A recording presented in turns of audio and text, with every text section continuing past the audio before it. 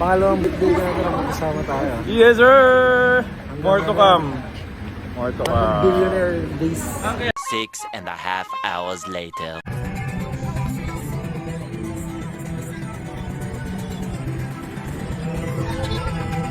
The next day. So we're here, andito tayo sa, pumunta po tayo dito sa LTO and pumunta tayo dito to admit our mistake. It was a mistake and it was a lesson for me. The sole purpose of that video talaga is to show the youth that it's possible. And doing that, medyo nakakalimutan na may mga na-violate tayo. And it was really a mistake. And I admit that. So, for now, siguro, hindi na tayo magdadrive, right? Early the next morning. Wala yung may-ari guys kasi suspended. Pero tingnan mo naman ang pogi, pinapogi nila.